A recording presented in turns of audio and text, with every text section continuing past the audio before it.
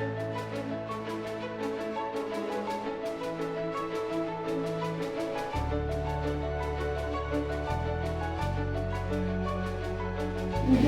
আগৰ পৰা মই প্ৰশান্তদাৰ গানবোৰ খুব ভাল পাওঁ। কেইবাটাও মোৰ বহুত মানে ভাল ভাল লগা গান আছে, গাইছোঁ প্ৰশান্তদাৰ গান মই দিয়ে কথা সুৰ মোৰ গাবলৈ খুব মন আছে। প্ৰশান্তদাই গানটো কৰি পেলাই মোক জনালে। সেয়া আছিলে 2022 চনৰ 22 ডিচেম্বৰ।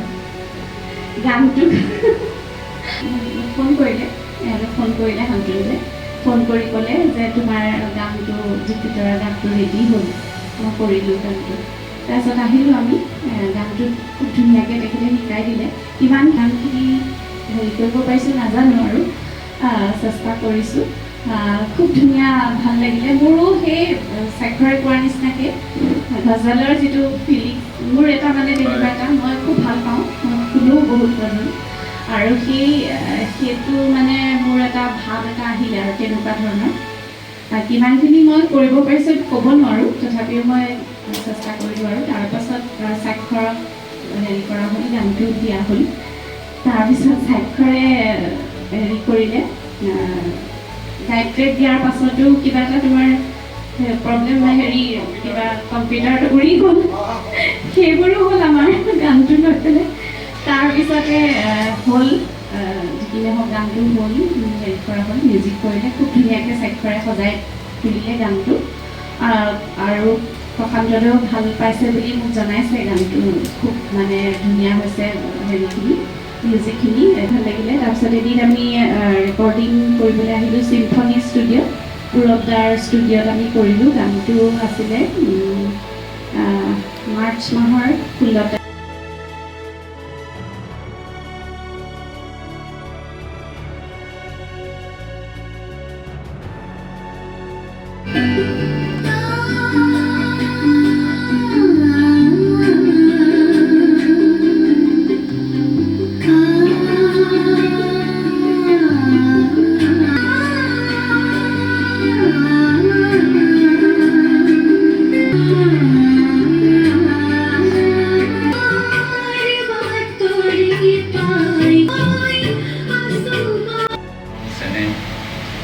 সম্ভাষণ জনাইছোঁ আজি যে সকলোখিনি আমাৰ দেখিয়ে ভাল লগা মতবোৰ এই সন্ধিয়া আমাৰ ঘৰতে আমাৰ ভাগ্য মই পাইছোঁ।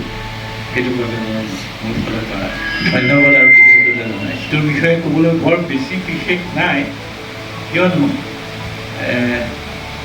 জুপিতৰা বহুত দিনৰ আগৰ পৰাই, এতিয়া ঠিক মই 25 বছৰ হ'ল নে 30 বছৰ হ'ল নে 35 বছৰ হ'ল মোৰ মনত নাই, কিন্তু শুনি আহিছোঁ যে ডিব্ৰুগড়ত জুপিতৰা বুজৰ বৰুৱা আৰু একে জুপিতৰাত কাকতি আছিলে। আমি সদায় যিকোনো কম্পিটিশ্যন হওক, কিবা ফাংচন হওক শুনি আহি আছোঁ। তাৰপাছতে জুপিতৰাৰ পাছৰ যিটো পৰিচয় হ'ল, সেই পৰিচয়টোতো বৰ ভাল লাগিল। কাৰণ সেই ঘৰখন আমাৰ সৰুকালৰ পৰা আমাৰ নিজা ঘৰৰ দৰে। দিলীপ বৰঠাকুৰ জুপিতৰাৰ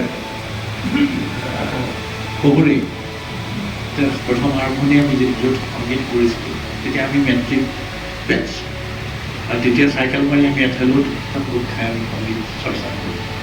গতিকে আহিয়েই তাৰপাছত যেতিয়া জুপিতৰা তেনে এখন ঘৰত বোৱাৰী, সেইমতে জুপিতৰাই ইচ্ছা কৰিলে গীতটো হ'ল অহাৰ বাতৰি গান।